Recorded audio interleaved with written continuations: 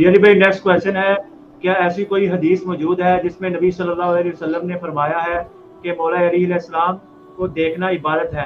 ایک شیعہ عالم نے کہا کہ یہ آپ کے حدیث کی کتاب میں ہے، پلیز بتا دیں۔ نہیں، یہ ضعیف روایت ہے، کوئی ایسی صحیح حدیث موجود نہیں۔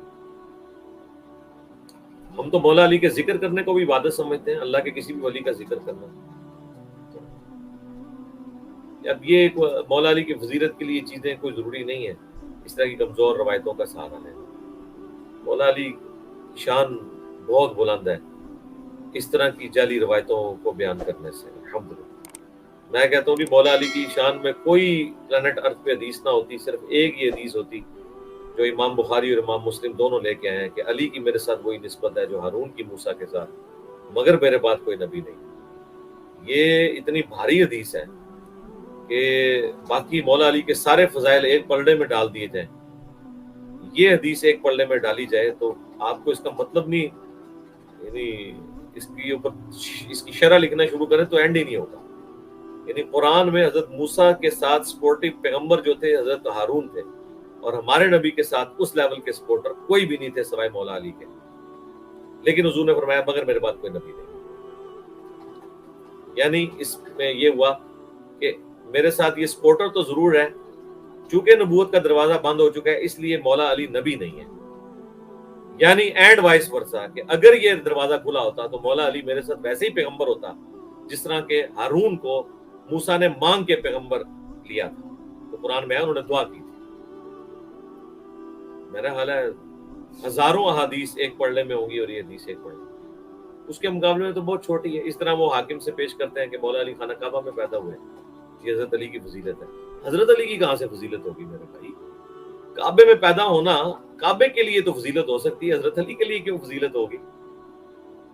ہم تو ایک عام مومن کی حرمت کو کعبے کی حرمت سے بڑھ کے سمجھتے ہیں۔ ابو داؤد ترمذی میں حدیث موجود ہے کہ کعبے کی حرمت سے بڑھ کر ایک مومن کی حرمت ہے۔ مولا علی، یار مولا علی کو تو چھوڑ دیں، صحابہ کرام علیہم رضوان میں سے حضرت بلال کو کعبے کی چھت پہ چڑھایا حضور نے اذان دینے کے لیے۔ مولا علی کو مسند احمد میں آتا ہے اپنے کندھوں پہ سوار کر کے کعبے کے اوپر اس کی دیواروں سے حضرت ابراہیم کی تصویریں مٹانے کے لیے، جو عبادت کی غرض سے ظاہر ہے، تعظیمی ہے ظاہر ہے، اس کو مٹانے کے لیے مامور کیا۔ الحمدللہ۔ جی نیکسٹ۔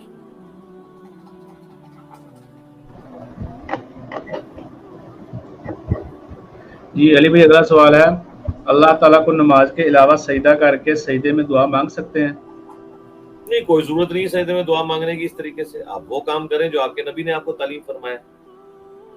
ایون نبی نے بھی جو تعلیم کیا ہے صلی اللہ علیہ وآلہ وسلم، اس میں تھوڑی سی تبدیلی کو بھی آپ نے ناپسند فرمایا۔ بخاری مسلم میں حدیث ہے، آپ نے وضو کے بعد کی ایک دعا تعلیم فرمائی، اس میں الفاظ تھے بِنَبِيِّكَ الَّذِي أَرْسَلْتَ، تو صحابی نے اسے ریپیٹ کرتے ہوئے پڑھ دیا، اس سے بہتر الفاظ سے پڑھا بِرَسُولِكَ الَّذِي أَرْسَلْتَ۔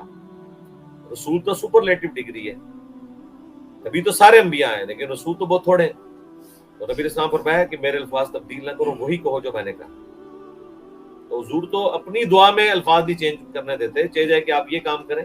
البتہ مسلم شریف میں حدیث ہے کہ انسان سجدے میں اپنے رب کے سب سے زیادہ قریب ہوتا ہے، لہذا خوب دعائیں مانگو، اور وہ دعا آئی ہے بخاری مسلم میں، سبحانک اللہم ربنا وبحمدک اللہم اغفر لی۔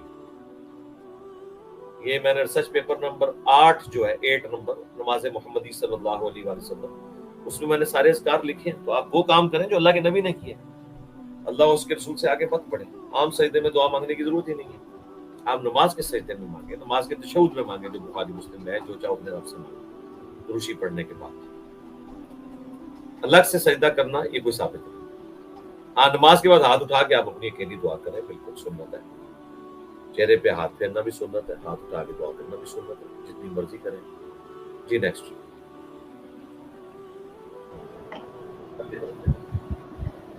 جی علی بھائی اگلا سوال ہے، سر امام کعبہ نماز پڑھتے ہوئے نیچے دیکھنے کی بجائے اوپر سامنے کی طرف دیکھتے ہیں، کیا یہ جائز ہے؟ پتہ نہیں، میں نے تو اتنی باریکی سے نہیں دیکھا وہ سامنے کی طرف سے کیا دیکھ رہے ہوتے ہیں، وہ تو بہت کچھ کر رہے ہوتے ہیں، وہ تھوڑی تھوڑی دیر بعد یوں بھی اپنی اس کو کر رہا ہوتا ہے، ٹھیک ہے نا، دونوں ہاتھوں سے ایسے پڑھنا کر رہا ہوتا ہے۔ ہمارے نزدیک تو یار یہ غلط ہے، نماز کی توجہ بٹانے والی بات ہے، کچھ چیزیں ان کی عادت میں بن گئی ہوئی ہیں۔ باقی خانہ کعبہ شریف کے آپ بالکل سامنے جب آپ کھڑے ہیں اور سامنے آپ کے کوئی مرد و عورت کا اختلاط کچھ بھی نہیں ہے اور کعبے کے اوپر آپ کی نظر پڑی بھی ہے تو وہاں ایک ایسا جگہ ہے کہ وہاں آپ کعبے کی طرف دیکھ کے بھی نماز پڑھ سکتے ہیں. البتہ نماز کی حالت میں یا دعا کی حالت میں آسمان کی طرف دیکھنا یہ پسندیدہ نہیں ہے. آپ قبلے کی طرف قبلے کے سامنے کھڑے ہو کے نماز کے دوران اگر دیکھتے ہیں تو جائز ہے. سنن نسائی میں تو یہاں تک ہے نبی اسلام بغیر گردن ہلائے آنکھوں سے ادھر ادھر بھی دیکھ لیا کرتے تھے ضرورتاً. لیکن افضل یہ ہے کہ سجدے والی جگہ سے نگاہ آگے نہیں جانی چاہیے. البتہ کعبے کے سامنے آپ بالکل کھڑے ہیں اور کوئی چیز نہیں حائل ہے تو ظاہر کعبے کو دیکھنے سے تو اللہ کی طرف انسان متوجہ ہوتا ہے. تو یہ سب کے نزدیک جائز ہے. جواز کی حد تک ہے. سنت یہی کہ آپ نے نیچے دیکھا. جی نیکسٹ.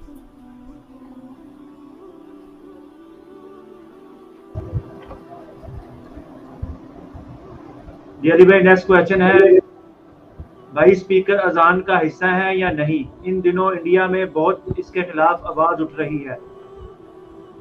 اذان کا کہاں سے حصہ ہوگا میرے بھائی؟ ایک چیز آئی بعد میں, اذان کا حصہ کہاں سے ہوگی؟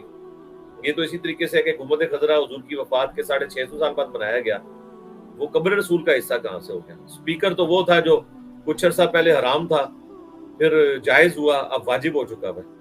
ٹھیک ہے, اسپیکر بند ہونے کوئی مسئلہ نہیں. اذان کا کیا لینا دینا اسپیکر کے ساتھ؟ اذان بغیر اسپیکر کے بھی درست ہے. تبلیغی جماعت کے جتنے مراکز ہیں بغیر اسپیکر کے اذان ہو رہی ہے وہاں پہ میجورٹی. جی نیکسٹ.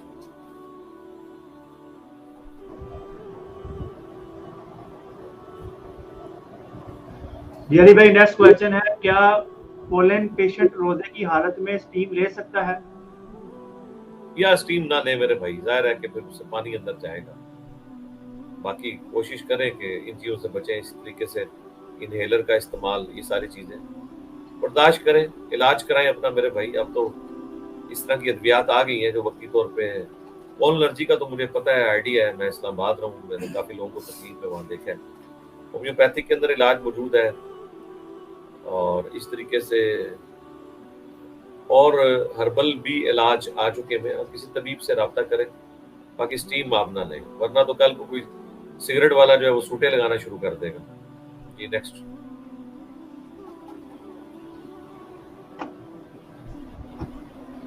جی علی بھائی اگلا سوال ہے کیا ابراہیم علیہ السلام کے ایک بزرگ آدمی کو کھانا کھلاتے سامنے اس کے بسم اللہ کہنا اور اس کا ریلیجن پوچھنا, کیا یہ واقعہ سچ ہے؟ یہ تاریخی روایت ہے, اسرائیلی روایت ہے, مجھے تو کہیں نہیں ملا حدیث کے اوپر. باقی ٹھیک ہے, کھا سکتے ہیں غیر مسلم کے ساتھ بھی. اس میں جو مسئلہ بیان ہوا ہے وہ ٹھیک ہے, اس میں تو کوئی حرج نہیں. جی نیکسٹ. جی علی بھائی نیکسٹ کوشچن ہے کرنسی کی شکل میں کتنے کیش پر زکوٰۃ فرض ہوگی؟ وہی میرے بھائی 7.5 تولے سونا یا اس کی مالیت. یہ بھی ہو سکتا ہے کہ 5 تولہ آپ کے پاس سونا اور 3 تولے کے برابر پیسے ہو, تو دونوں کو جمع کر کے 7.5 تولے سونا, 85 گرام آف گولڈ. تو گولڈ کی قیمت آپ مارکیٹ سے پوچھ لیں, آج کل میرا 1,31,000 چل رہا ہے پاکستان میں تولہ. تو 1,31,000 یا جو بھی آج کا ریٹ ہے, اس کو ملٹیپلائی کریں آپ 7.5 سے, تو جو رقم نکلے گی نا وہ رقم ہوگی. وہ جیسے ہی کراس کرے گی تو پوری رقم کے اوپر یا پورے سونے کے اوپر زکوٰۃ آپ کے اوپر واجب ہوگی. اور کتنی ہوگی؟ 2.5%. جو بھی رقم نکلے اس کو 40 پہ تقسیم کریں اور اتنی زکوٰۃ دے دیں. جی نیکسٹ.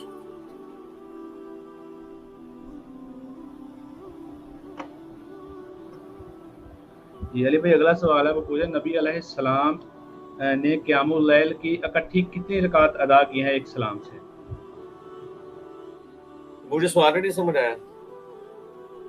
اگلا سوال یہ ہے کہ نبی صلی اللہ علیہ وآلہ وسلم نے قیام اللیل کی اکٹھی رکعت کتنی ادا کی ایک سلام کے ساتھ؟ 2 کر کے ہوتی تھی نا, 2 کر کے ہوتی تھی, 4 کر کے نہیں ہوتی تھی, 2 کر کے ہوتی تھی. بخاری مسلم میں موجود ہے کہ نبی الاسلام کی رات کی نماز 2 جمع 2 جمع 2 ہوتی تھی, اور اینڈ پہ 1 رکعت ملا کے پوری کو وتر کرتے.